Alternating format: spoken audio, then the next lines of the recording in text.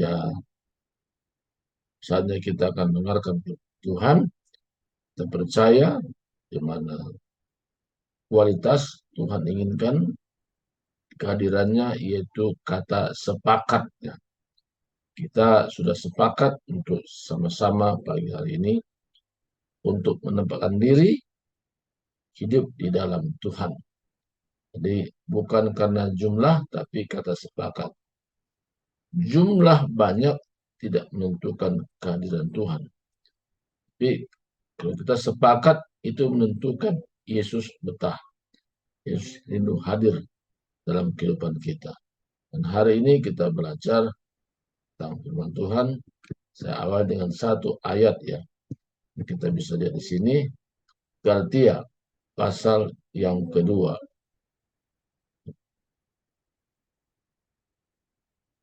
Ayat yang ke-19.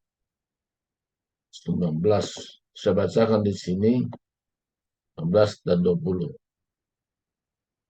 Galatia pasal 2 ayat 19 dan 20.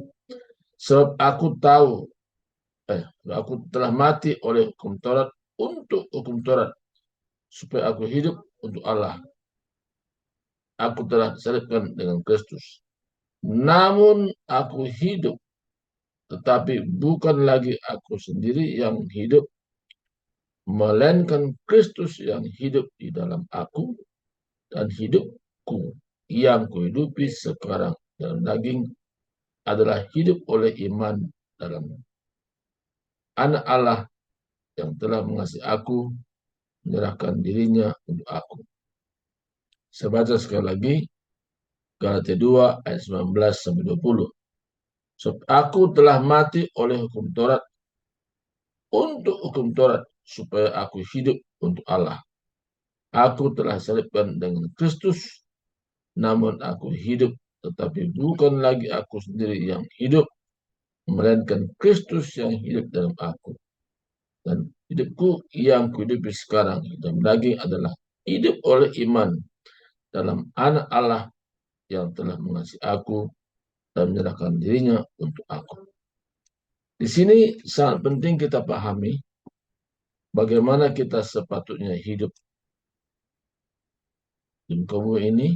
Kita sebagai orang percaya, kita perlu memahami bagaimana kita berkata-kata, bagaimana kita bertindak. Karena Tuhan mau kita menjadi saksinya.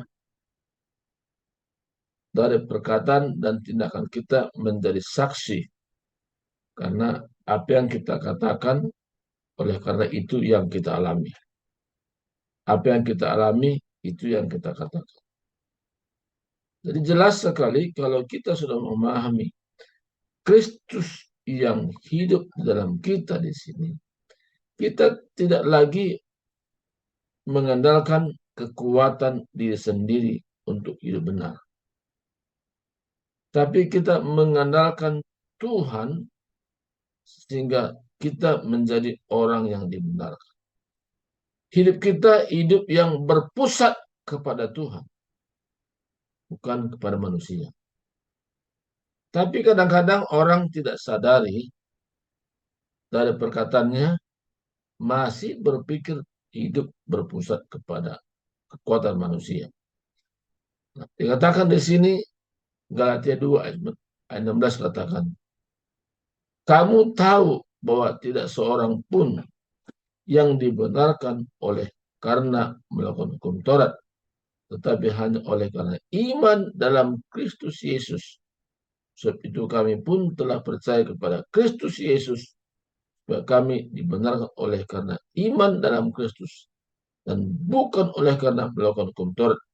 Sebab tidak ada seorang pun yang dibenarkan oleh karena melakukan hukum Taurat.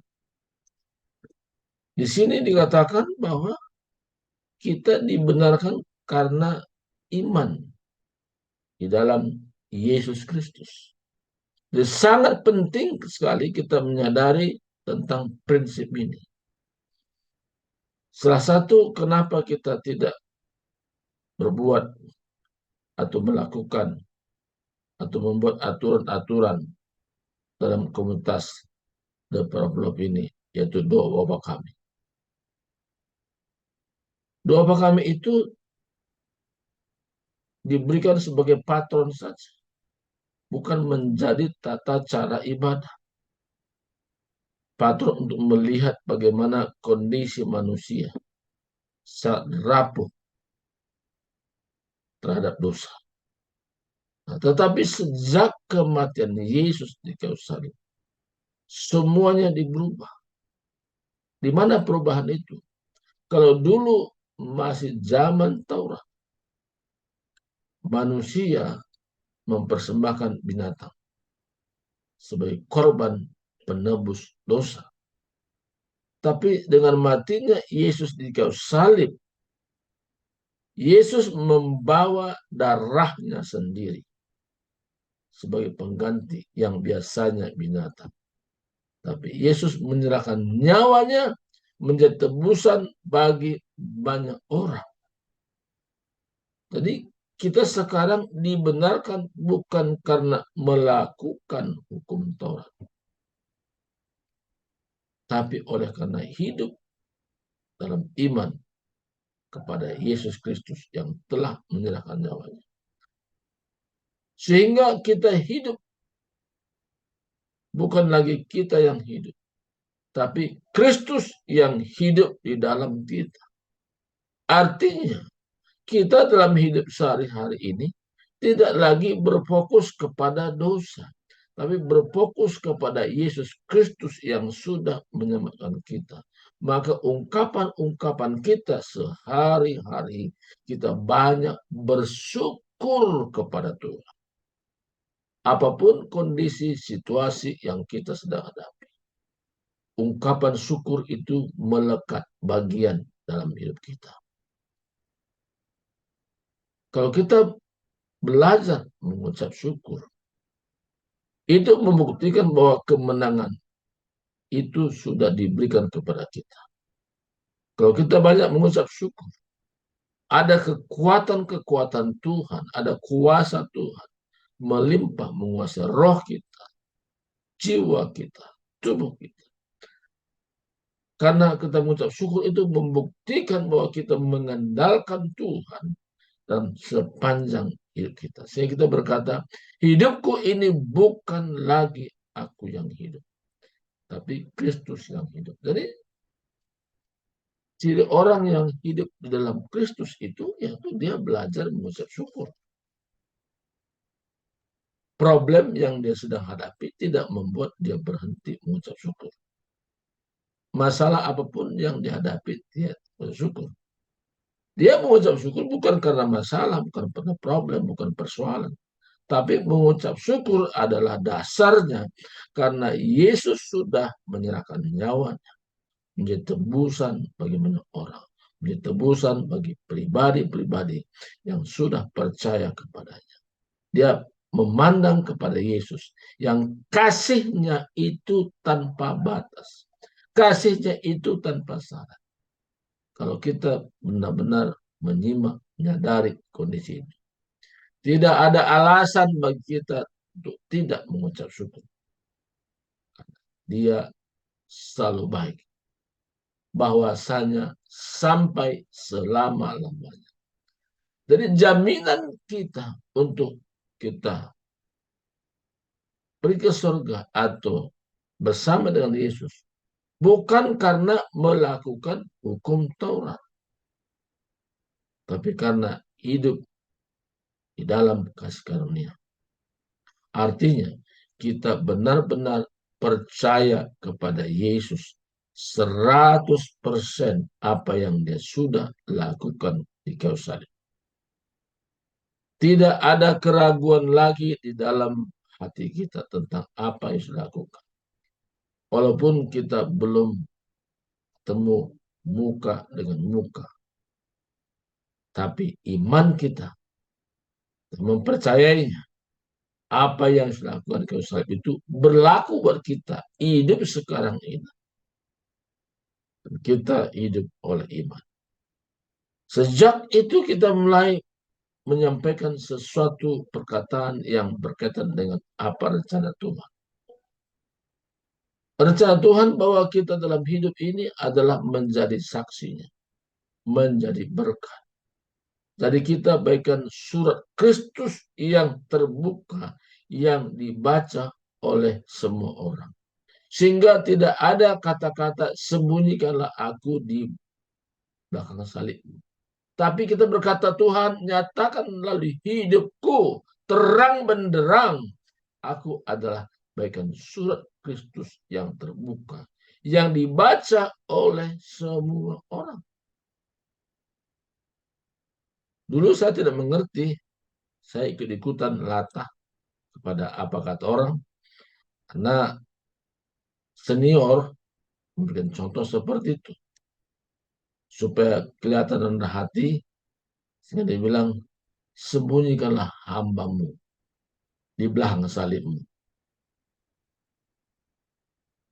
Tapi ketika saya menyadari tentang rahasia itu, bukan sembunyikan, tapi nyatakanlah melalui hidup saya, di mana perkataan saya, tindakan saya itu ada bentuk kesatuan bersama dengan Kristus. Aku hidup, bukan lagi aku hidup. Artinya apa, saudara? Tidak ada hak bagi kita untuk membalas kejahatan dan kejahatan.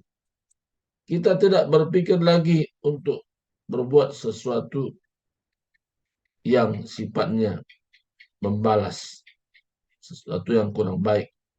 Kita balas dengan tidak baik. Roma 12 katakan ayat 17. Janganlah membalas kejahatan dengan kejahatan. Lakukanlah apa yang baik bagi semua orang. Ayat 12, sedapat-dapatnya kalau itu bergantung padamu. Hiduplah dalam perdamaian dengan semua orang. Jadi orang yang hidup dalam Kristus itu, dia suka ada kedamaian, suka ada ketenteraman, suka ada kesatuan.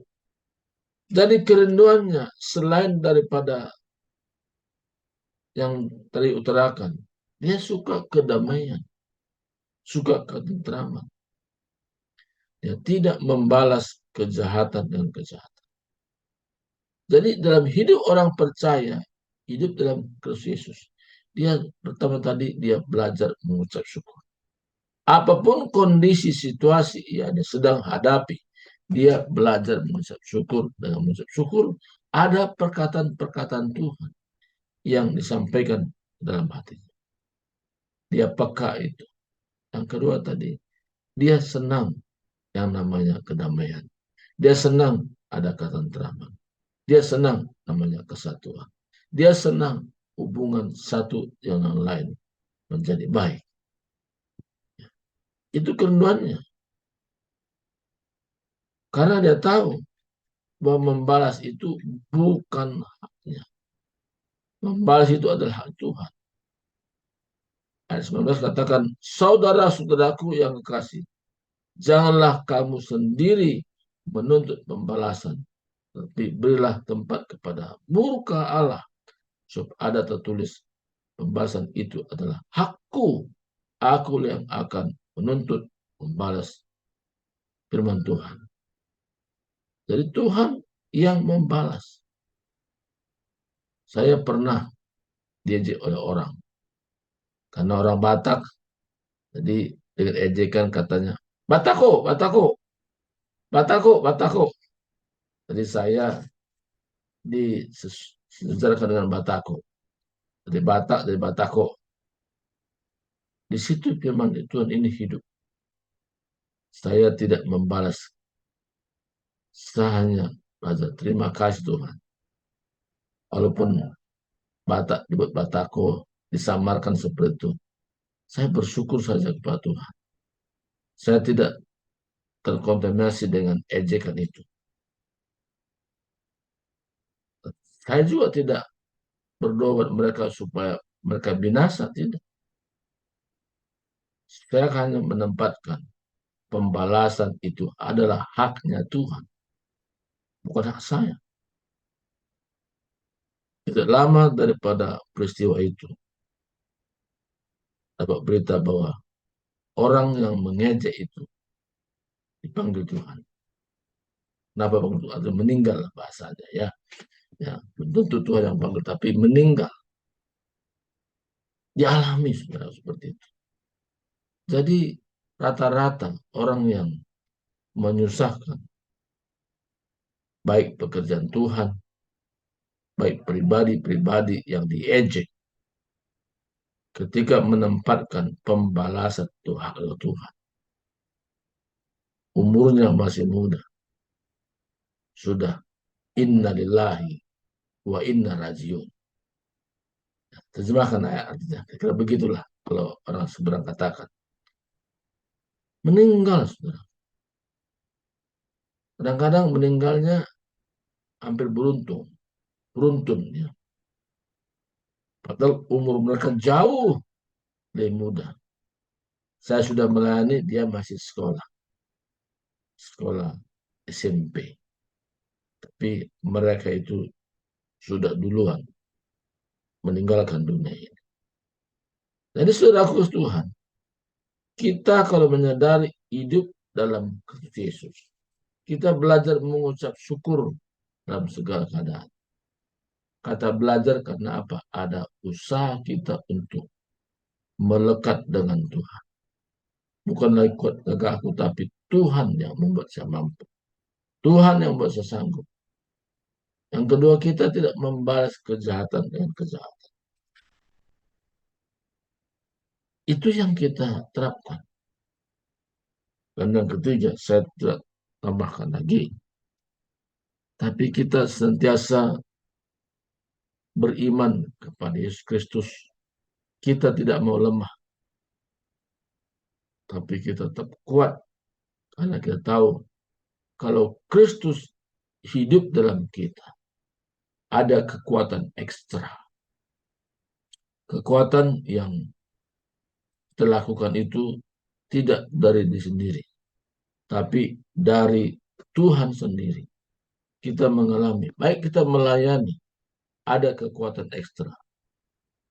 Nah, itu yang ada kita. Dan ini tidak banyak orang dapatkan, kekuatan ekstra itu. Tapi kita yang dalam Tuhan, kita bisa mendapatkan kekuatan ekstra itu. Dari mana kita dapat?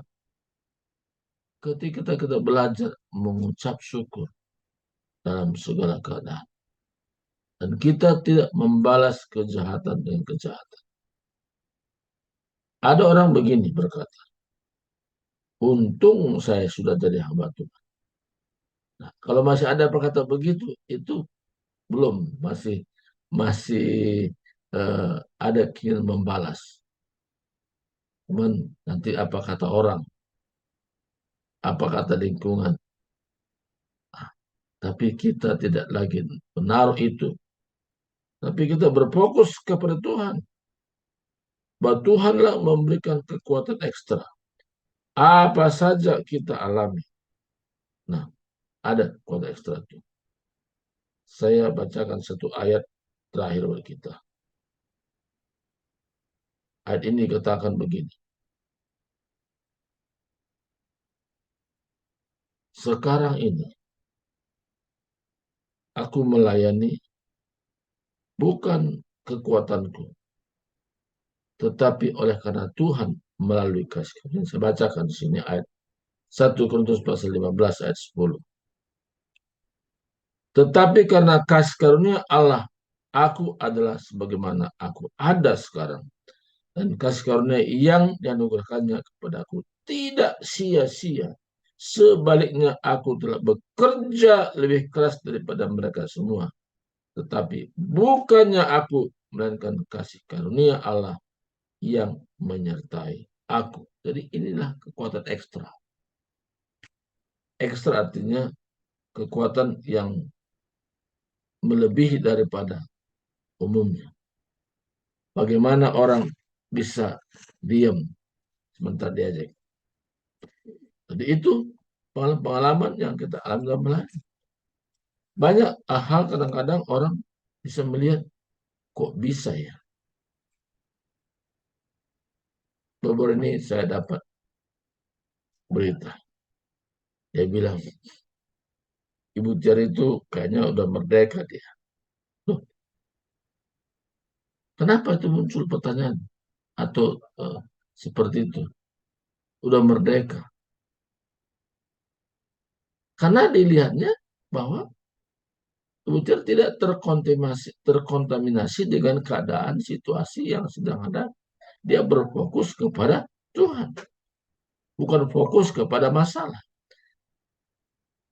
Karena dia tahu bahwa masalah boleh ada, tapi tidak dikuasai oleh masalah.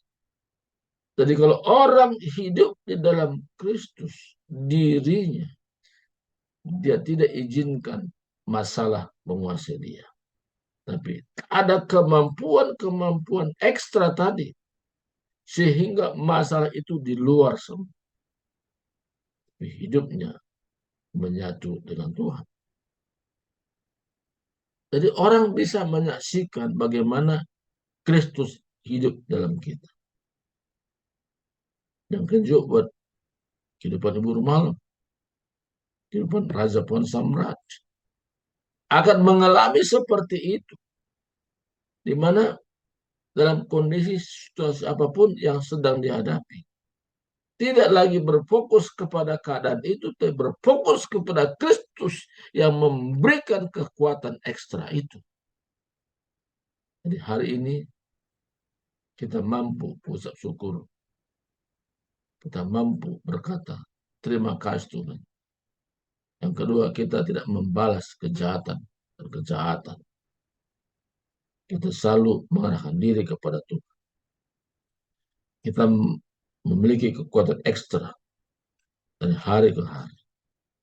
Sehingga hidup kita sekarang ini tampil beda dengan orang-orang hanya tanda kutip dia sebagai orang Kristen. Tapi tidak mampu menjadi pelaku firman Tuhan. Apa yang membuat tidak mampu? Karena dia mengandalkan diri sendiri. Apa yang membuat kita mampu? Karena kita mengandalkan Kristus sepanjang hidup kita. Apapun yang sedang terjadi, yang kita hadapi. Tuhan tahu situasi kita. Tuhan mengerti situasi kita. Semuanya itu kita serahkan kepada Tuhan. Mampukan aku Tuhan untuk menghadapi semua ini. Sehingga kita tidak mudah terkontaminasi dengan keadaan. Tapi kita dikuasai oleh Kristus. Ada satu pengalaman di Alkitab. Ketika kelompok ini disusahkan. Dilarang sana, larang sini. Tapi apa doa mereka? Saya baca,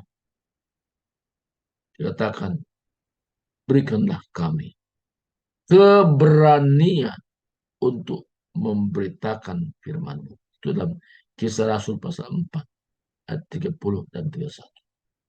Berikanlah kami keberanian untuk memberitakan firman. Jadi kalau orang hidup dalam Kristus, dia mengasihi jiwa-jiwa. Dia tidak mau manusia binasa.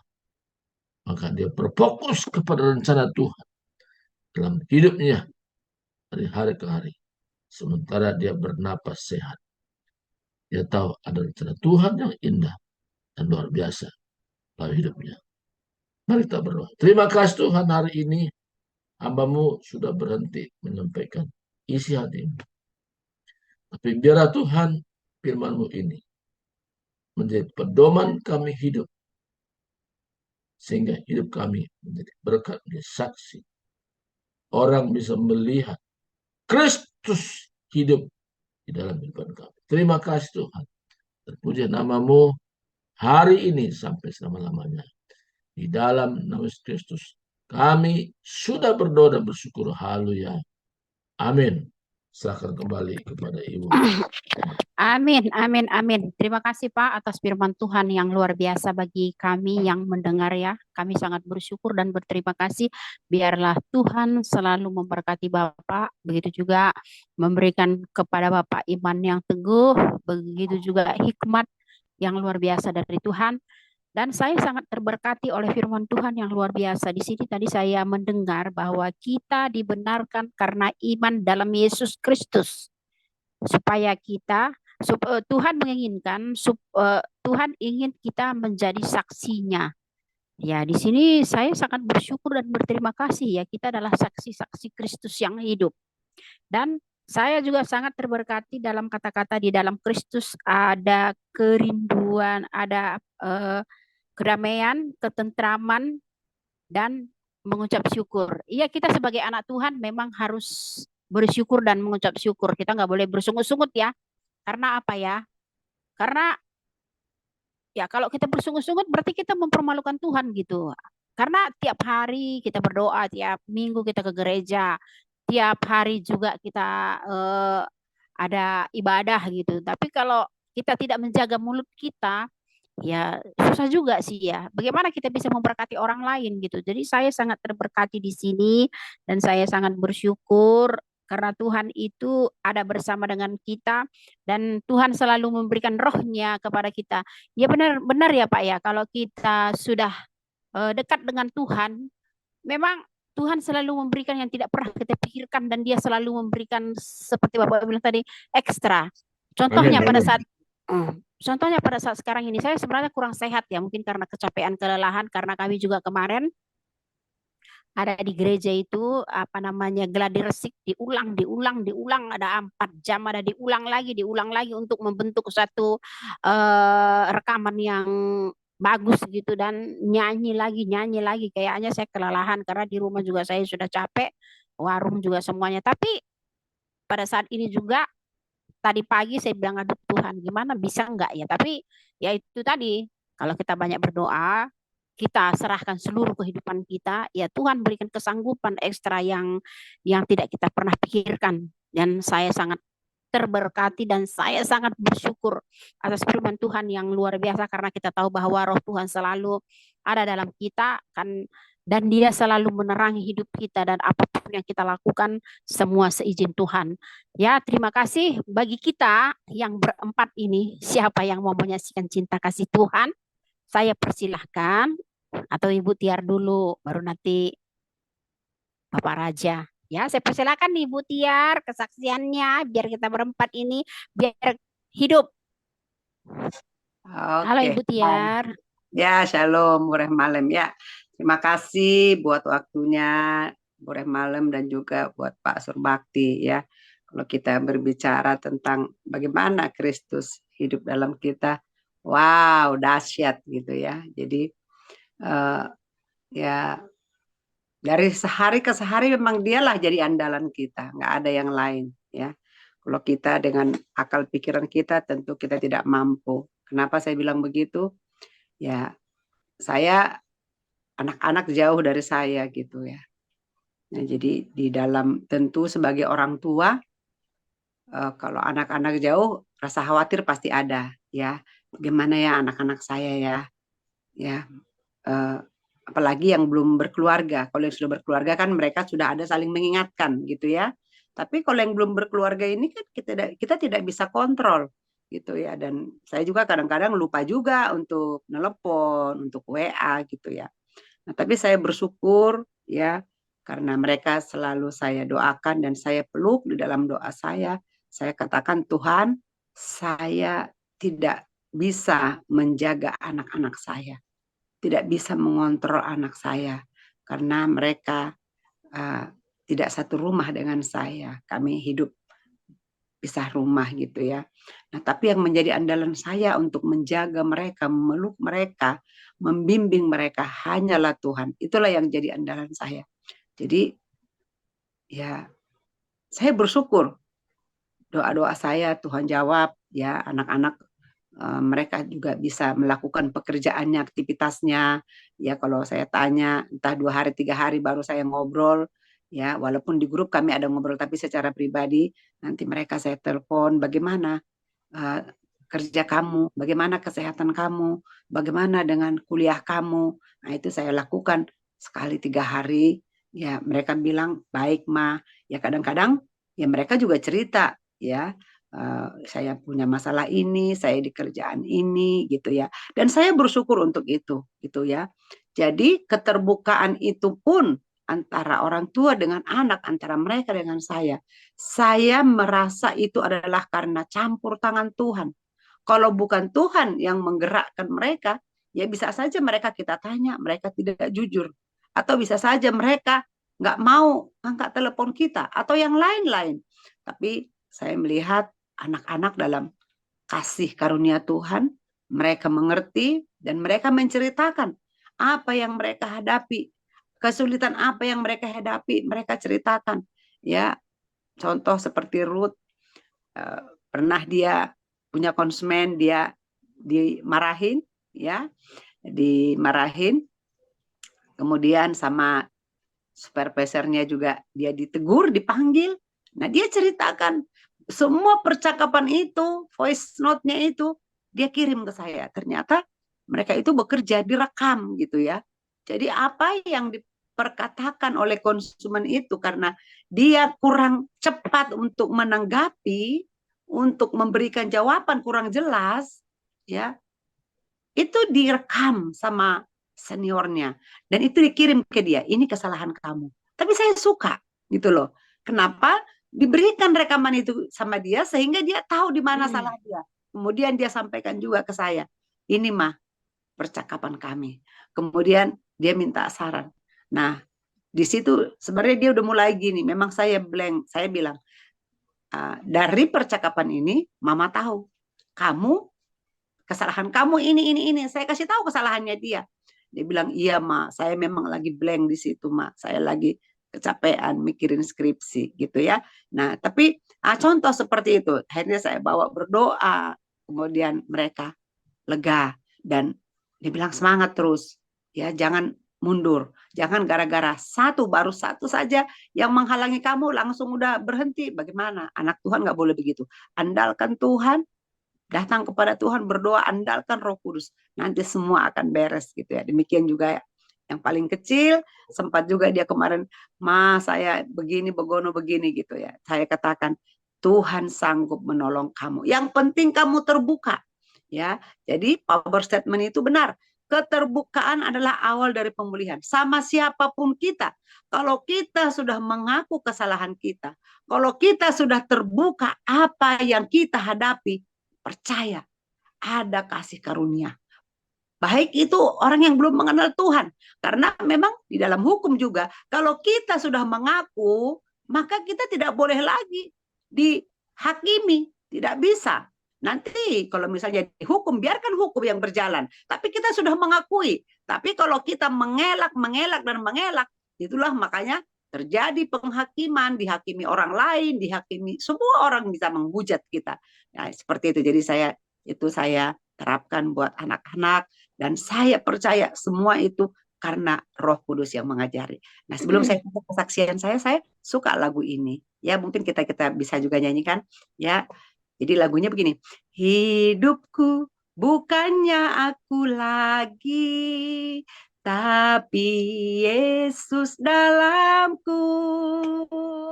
Hidupku bukannya aku lagi, tapi Yesus dalamku. Yesus hidup. Yesus hidup dalamku. Hidupku bukannya aku lagi, tapi Yesus dalamku. Tapi Yesus dalamku. Terima kasih, semoga memberkati. Saya serahkan ke Bu. Amin, amin, amin. Terima kasih Bu atas kesaksiannya yang luar biasa. Amin. Ya memang benar ya Bu ya. Kalau apa namanya, kita sharing dengan anak-anak gitu ya. Mungkin anak-anak itu bagaimana ya? Kayaknya dia butuh seorang ibu gitu. Tapi kalau kita selalu arahkan dia kepada Tuhan, biarlah Tuhan yang selalu menolong dia. Tapi kita sebagai ibu Amin. juga memang ya itulah ya yang menjadi kerinduan dia supaya kita bersama-sama dengan dia. Apa yang ada pada dia atau masalah apapun, kalau kita serahkan sepenuhnya kepada Tuhan. Tapi di sini dia juga anak-anak juga pingin gitu menyatakan apa yang ada dalam dirinya gitu. Tapi kita jawab dengan kasih, kita arahkan dia kepada firman Tuhan, kita katakan bahwa segala sesuatunya eh, kita serahkan kepada Tuhan, pasti Tuhan jawab dan Tuhan pasti memberikan kepadamu kekuatan, kesehatan, pokoknya semualah. Itulah yang menjadi kerinduan kadang-kadang orang tua dengan anak ya. Tapi karena saya Amin. juga merasakan hal seperti begitu, pikiran saya kadang-kadang udah pala bangkotan, udah pala kawin-kawin, apa-apa dikit ke mamanya. Kadang-kadang aku berpikir juga begitu. Tapi ya itulah tugas ibu selama kita masih hidup. Ya memang kita Amin. tidak pernah jemu-jemunya berdoa, memuji dan memuliakan nama Tuhan. Kita arahkan anak-anak kita, biarlah eh, jagoannya adalah Tuhan Yesus. Memang ya di sini memang keterbukaan dari awal pemulihan memang benar sih. Kita harus terbuka, apapun kita harus terbuka. Tapi Amin. bagaimana jawaban kita kadang-kadang ya itu yang anak-anak rindukan gitu. Ada orang tua yang saya dengar ya, ada anak-anaknya, unek-uneknya tah gini, orang tuanya langsung ngomel-ngomel. Akhirnya larinya ke saya gitu. Saya kadang-kadang heran lah. Cuma saya tegur aja mamanya, kamu gak boleh begitu. Saya bilang kan sebagai ibu, ya dia percaya bahwa maksudnya dia percaya sama kamu segala masalah persoalan yang dia hadapin, dia ingin supaya mamanya itu ada tanggapan, ada perhatian. Pokoknya semuanya lah saya bilang. Tapi ya terima kasih Bu atas kesaksian yang luar biasa. Oke. Siapa lagi di antara kita mungkin si Babe kali. Si Babe kali ada kesaksiannya kayaknya diam-diam aja nih. Ayo Pak Subakti, saya juga ada pertanyaan nanti loh Pak sama Bapak. Tapi Bapak dulu kesaksian, soalnya udah lama Bapak nggak kesaksian kayaknya ya. Tadi udah saksi orang mengejek batako-batako, ya kan? Tapi Justru saya itu tidak ada pertanyaan saya di situ Pak. Ah, kalau nggak saya bertanya Pak ya. boleh. Saya bertanya Pak, kita sebagai orang Kristen yang takut akan Tuhan ya. Terus seperti Bapak bilang dia ejek gitu ya. Kita sih diamnya karena kita ada kasih ya. Ya kita doakan dia supaya dia tidak begitu gitu. Kadang-kadang ya eh, dengan tingkah laku kita ya pokoknya macam-macam lah dia nggak suka. Akhirnya dia kata-katain kitanya. Tapi maksud saya yang jadi pertanyaan saya ini, hidup kita kan ada di tangan Tuhan. Pada suatu saat nanti kita semuanya mati. Mati ini apa memang sudah waktunya atau memang Tuhan sudah cabut nyawa kita atau memang ya kita sudah nggak berguna lagi gitu. Itu bagaimana sih sebenarnya? Karena kan ada banyak pertanyaan. Kenapa dia meninggal? Ya udah habis napasnya. Memang kita tahu udah habis napasnya ya. Tapi kadang-kadang orang selalu bilang dia sudah meninggal dipanggil Tuhan. Dia memang dipanggil Tuhan. Dipanggil Tuhan ini dalam bentuk apa? Apa memang Tuhan cabut nyawanya atau memang udah pas pada waktu limit yang sudah ditentukan memang harus pulang? Kalau seandainya dicabut, emang Tuhan menciptakan kita manusia, terus cabut, mati. Itu bagaimana sih pengertiannya? Saya kurang mengerti dalam hal itu. Dan tolong di, tolong di. Ya. Oke. Makasih. Iya Itu ya. pertanyaan yang baik ya. Ya, saya senang itu ditanyakan. Nah, kata dipanggil Tuhan kan bahasa klise. Ya, artinya jawaban-jawaban yang singkat ya supaya jangan banyak penjelasan, ya kan? Nah, jadi makanya kata dipanggil Tuhan. Tapi dalam kenyataan hidup sebenarnya orang itu meninggal cepat bukan karena artinya dicabut Tuhan nyawanya, tapi ulahnya sendiri sehingga dia meninggal. Nah, contohnya begini, dia sudah tahu bahwa pantangannya jangan makan makanan yang bersifat lemak-lemak, ya kan? Tapi dia masa bodoh lah. Pokoknya hidup ini sementara. Dia makan sana, makan B1, makan B2, semua dimakan. Nggak ada yang dipantangkan. Nah, jadi dia artinya tidak menjaga kesehatan tubuhnya. Dokter sudah melarang, tapi dia melawan dengan kata-kata itu, sikapnya itu seperti itu. Makan jangan terlalu berlebihan. Tapi dia rasanya kalau belum penuh betul, nggak berhenti dia makan. Nah itu karena ulahnya sendiri. Ya. Nah, kedua, ya orang meninggal cepat karena bunuh diri. Ya kan? Ada orang bunuh diri. Jadi jangan dikira bahwa orang Kristen nggak bunuh diri. Ada orang bunuh diri. Kenapa bunuh diri? Karena tidak sanggup memikirkan masalah hidup ini.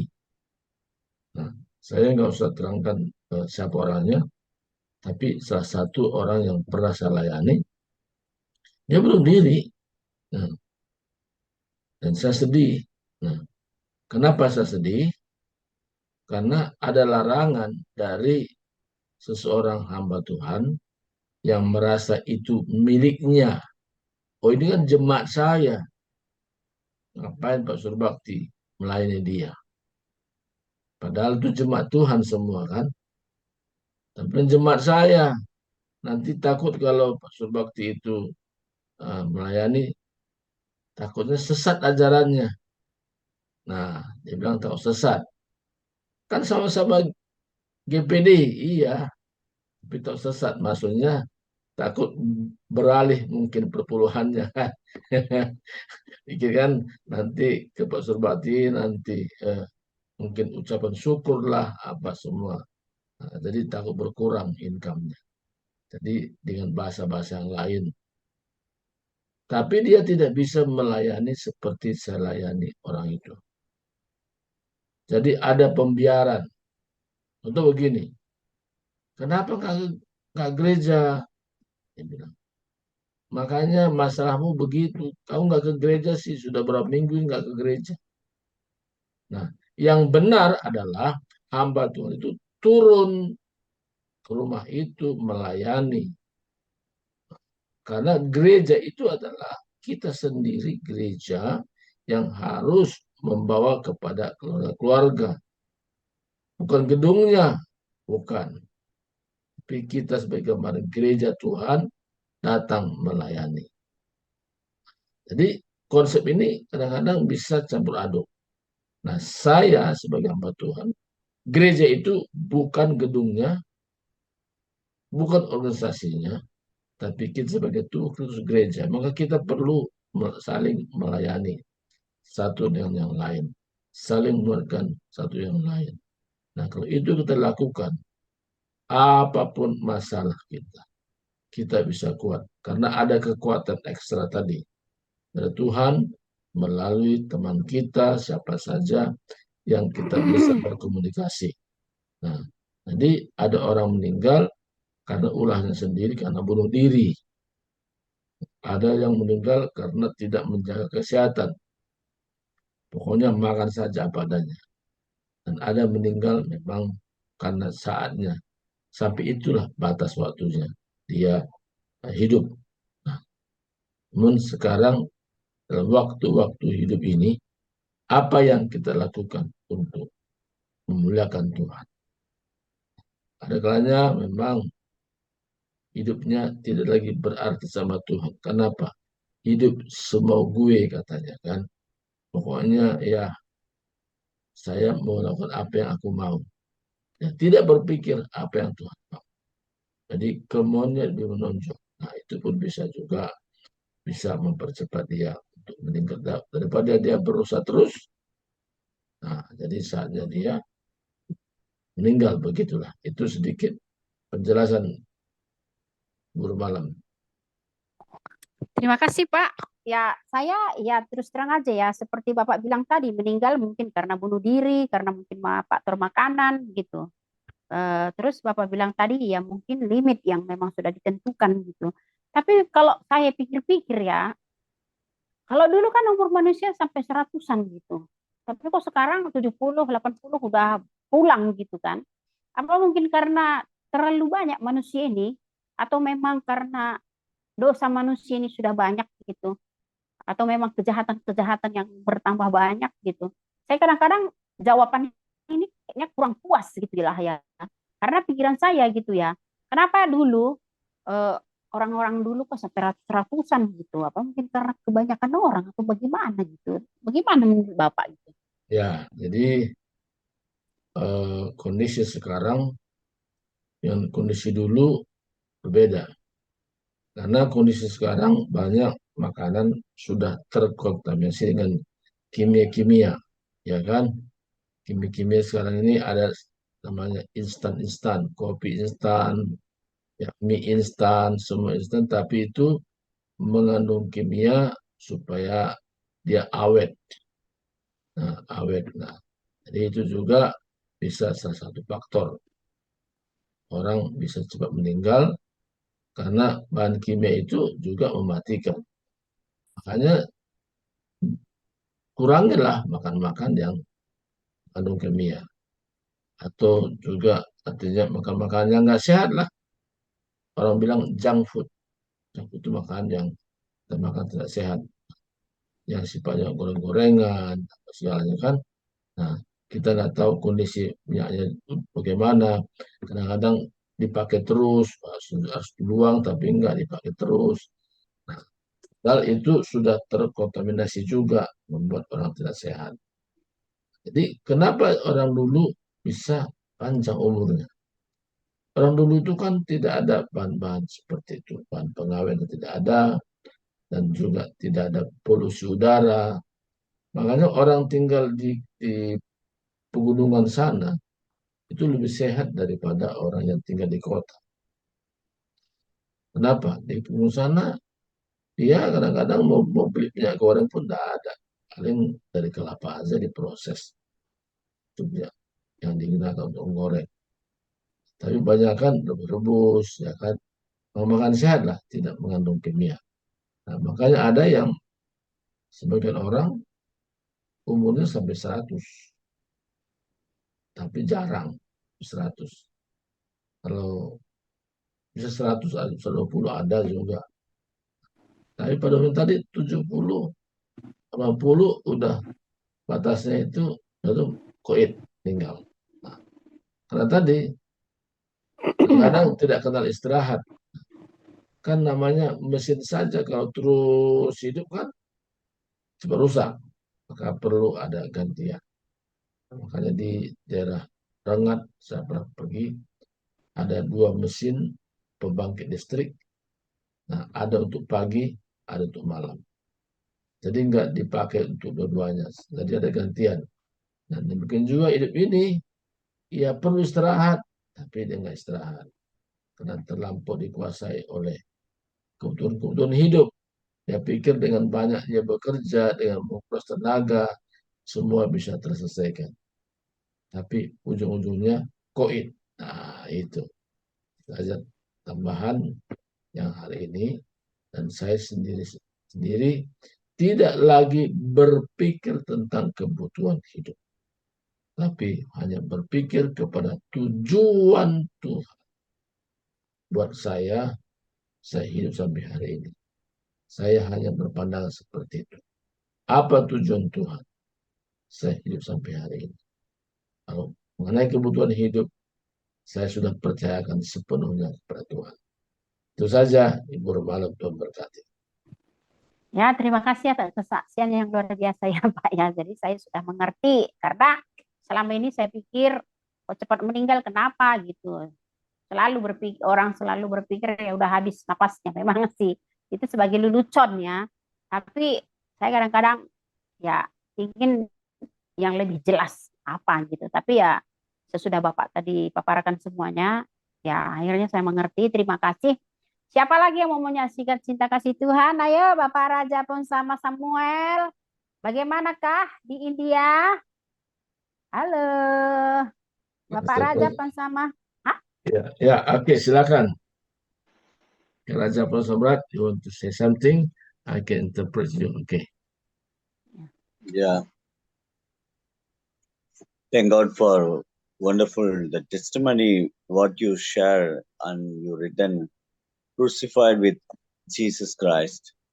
Ya, terima kasih karena kesaksian kita bagaimana berbicara tentang ya hidupku sudah disalibkan bersama Kristus. And yeah, Jesus, only God, He gave His life in the cross. Ya, hanya Yesuslah sebagai bukti dia menyerahkan dirinya mati di kayu salib. In India, we have a cross and lots of Lord God is there, but there is no one gave life to human being. Ya, di India banyak ya percaya tentang Tuhan-Tuhan, tapi tidak ada seperti Yesus. Dia menyerahkan nyawanya untuk manusia. He is asking our flesh to crucify with him as he crucified in the cross. Ya, sebagaimana kita percaya bahwa daging kita sudah disalibkan bersama Kristus di kayu salib. So I'm myself from the beginning salvation we don't know about the crucifixion with Jesus Christ. Ya, kita tahu bahwa keselamatan itu hanya semata-mata kalau kita sudah disalibkan bersama Kristus. Now God is revealing my flesh to crucify with Jesus Christ. Ya, sekarang dinyatakan bahwa dagingku sudah disalibkan bersama Kristus Yesus. That means my sinful nature crucified with Christ. Jadi keinginan daging itu artinya sini sudah disalibkan bersama Kristus Yesus. I'm no more living for the sinful nature. Ya, sekarang aku hidup bukan hidup menurut daging. Now I'm living for with Jesus Christ to do the will of God. Ya, sekarang aku hidup dengan Yesus Kristus untuk melakukan kehendak Tuhan. Now, by the grace of God, I'm living, and Adalah He karena is the one to helping me to overcome all over sinful nature. ya, sekarang aku hidup dan aku percaya bahwa bersama Kristus aku bisa mengatasi semua keinginan daging itu. I cannot say I overcome the sinful nature in my flesh, in my body, and I can say by the grace of God, I am day by day renewing my flesh and spirit. Ya, saya katakan hanya melalui kasih karunia kekuatan Tuhan saya mampu menghadapi hidup ini dari hari ke hari bersama Yesus Kristus dalam melayani. Every day I need to crucify my flesh because my flesh is always is willing to do the sin, always is disobeying God. Ya, jadi dalam doaku setiap hari aku disalibkan bersama Kristus karena manusia lama aku itulah yang membawa aku hidup bertentangan dengan firman Tuhan. Maka aku mengambil keputusan, aku hidup untuk Kristus saja. That's why it's my everyday duty is I have to day start with Christ. I have to day start with committing my life to Jesus Christ because this world are very corrupt. So I have to commit myself, and He will help me to overcome all the sinful nature in this world. Ya, dunia ini sudah kena polusi, ya, kondisi keadaannya. Nah, tapi aku mengambil keputusan dan melakukan tugas-tugas yang Tuhan percayakan kepada aku, di mana aku hidup bersama Kristus, sehingga aku mampu mengatasi, melewati semua yang membawa saya kepada dosa, karena Kristus memberikan kekuatan kepadaku. My testimony is like, by the grace of God, His power, His strength, I'm asking His help to overcome every day in my life. Ya, kesaksian saya hari ini, oleh karena kasih karunia Tuhan sajalah aku mampu melakukan hal-hal yang aku kerjakan berkaitan dengan pelayanan, sehingga aku bisa mengatasi segala keinginan daging yang membawa kepada dosa. Thank you for the opportunity. Ya. And yes. Terima kasih kesaksian yang sampaikan hari ini, saudara sudah dengar. Terima kasih. Terima kasih Pak Raja Ponsema atas kesaksiannya yang luar biasa. Memang sih keselamatan itu ada bersama dengan Kristus. Hanya melalui kekuatan Tuhanlah kita bisa menghadapi hidup ini. Terima kasih, Tuhan memberkati. Ada lagi Pak, kira-kira yang harus disampaikan atau kesaksiannya, karena jam juga sudah jam 6 kurang dan kita juga harus siap-siap mau berangkat ke rumah Tuhan. Bagaimana Ibu Tiar, ada lagi